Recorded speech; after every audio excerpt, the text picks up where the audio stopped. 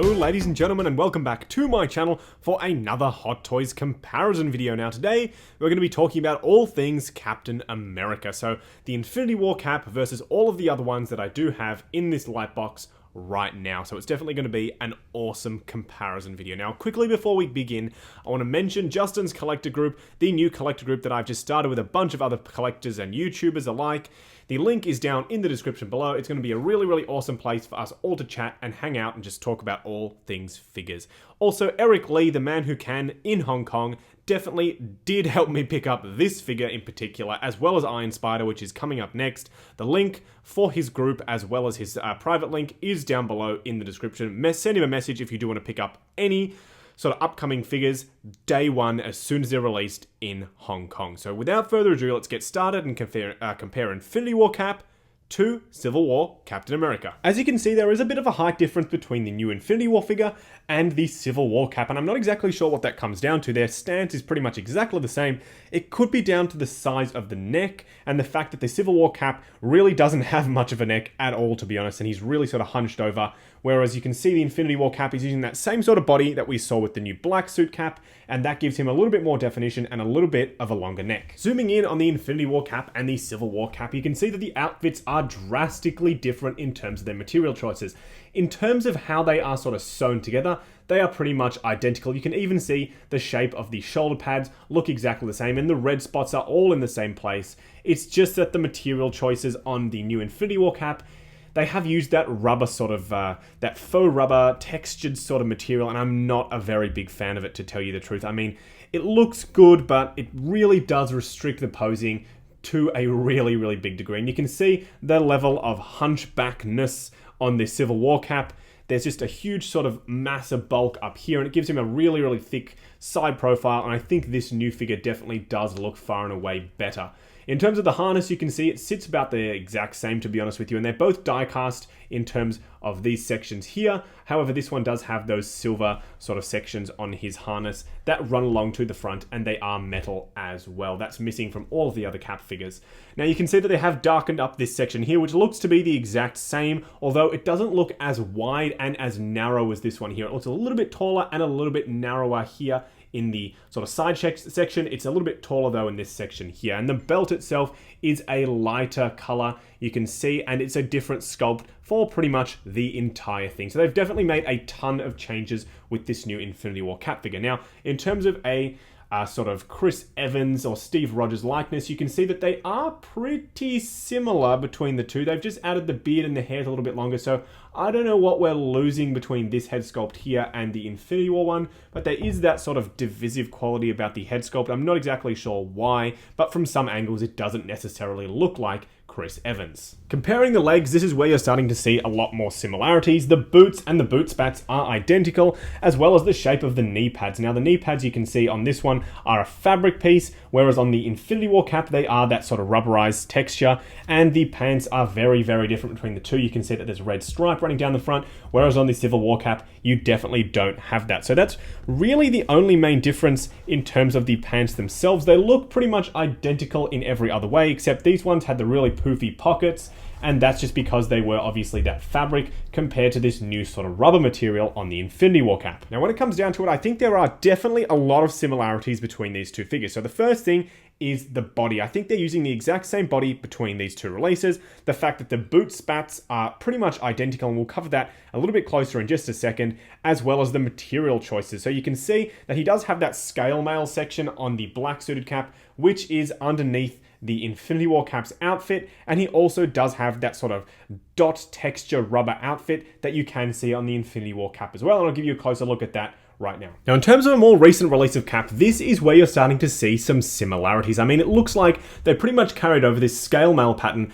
exactly identically from this black suit cap. They've just obviously colored it blue, and the material choices as well are very similar. You can see this sort of dotted pattern, which is present on this figure here, and it's present on the pants as well, which look like a pretty much carry over in terms of the material. So they've done a very, very interesting thing here where they've taken the material choices for this black suit cap and carried it over to the Infinity War figure. And as you can see, the side profile looks very, very similar because I think they're using the same body between these two figures, because the black suited cap was definitely the best cap, body at least, that I'd seen to date. And I definitely do think they've carried it over to this Infinity War figure. Just like that Civil War cap, the pants are very, very similar between these two releases, except in this case for a different reason, and that's the material choice. So the Civil War cap had the same knee pads and everything like that. This one has the same material choice as this new figure here. So you can see it's got that rubber sort of dotted section, whereas on the black suit cap, it's the exact same thing. You can see that they both look very, very good. It just sort of limits the posing a little bit because you don't want the rubber sections to stick together, because when you unpeel it, they will tear. So definitely do be careful. In terms of the boots and the boot spats, once again, they are the exact same between the Infinity War cap and the black suited cap. Just the paintwork is a little bit different. Now, unlike the Civil War cap, Age of Ultron cap does not have the lack of neck. In fact, his neck is even a little bit too long for some reason. I'm not exactly sure why. Maybe it's the lack of definition in the shoulder sort of area. He doesn't have that build up like the new body type has, but he was still an awesome release for the time, so I'm definitely not going to trash him. He looks really, really good for that film, but I definitely think they have made big strides toward making body improvements for Captain America figures. I have to say, getting this figure on camera again, I'm starting to see some signs of age. I mean, this figure was really, really good for the time, but it isn't aging very well. I mean, the fact that you can't really get his arms down by his sides is a real pain, and the fact that his neck is super long is also a little bit unsightly, and the fact that he's also missing the sort of muscle definition up here is also just a little bit frustrating, because you are seeing that on some of the newer Captain America figures. And his ankles are super loose, just like some of the other figures that we've been reviewing recently, which is very, very frustrating because he always tends to topple over. However, the one saving grace is this magnetic shield, which I still do love, and I wish we'd seen that on more releases of Cap. And as you can see, the side profile on the Age of Ultron figure looks a little bit flatter. There's not as much definition in this sort of section here. It's just one sort of flat piece. On the back, it's flat as well. So a lot of definition is definitely lost between these two figures here. And I definitely do think the new Cap body is far and away much better than what we got with this Age of Ultron figure. I'm so happy that they went away from this awful integrated sort of boot spat look that goes underneath the shoe, because it makes him incredibly hard to stand. When you pull the foot forward, that just pulls it back. But anyway, enough complaining about the Age of Ultron figure. You can see that there are a lot of differences between this new Infinity War one and the Age of Ultron figure. The knee pads, the overall shape of the pants, the boot spats, everything is pretty much different. So it just goes to show how much of a costume change he had between Age of Ultron and Civil War. Now, for a real blast from the past, here is the Infinity War Cap compared to his first Avengers movie outing. And if the set photos are to be believed, this is the outfit we're going to get in Avengers 4. And I really do hope Hot Toys re-release this figure with a better outfit and also with better boots. This guy's so incredibly hard to get standing because his boots, the soles are incredibly rounded. You can't even straighten out his legs without him toppling over. Now, in terms of height, you can see that the Infinity War Cap is taller than the first Avengers movie cap, and that is pretty much the name of the game here with this new Infinity War Cap. He's taller than pretty much all of the other figures. Now, firstly, I apologize for saying the Age of Ultron figure was showing signs of age. This figure is showing it even more so. He can't even really stand up without bending his knees, which is a real problem because you can't get to see the true height of the figure, which I think would be about there, to be honest, if you could straighten his legs all the way. But I'd have to say that the body on this figure isn't too terribly bad. It definitely does have some good muscle definition, and when you put a really, really good Chris Evans head sculpt on it, it definitely does update it quite nicely. So I wouldn't be too angry if they did revisit this figure and do a re-release, because I think he definitely will be wearing this suit in Avengers 4 in one way or another, so it's definitely time for them to go back and revisit this suit. The pant difference between these two figures, obviously the outfit is completely different between these two releases. It just shows you the evolution of the Cap design. Obviously, it was more of a superhero costume in the first Avengers film, and it went to more of a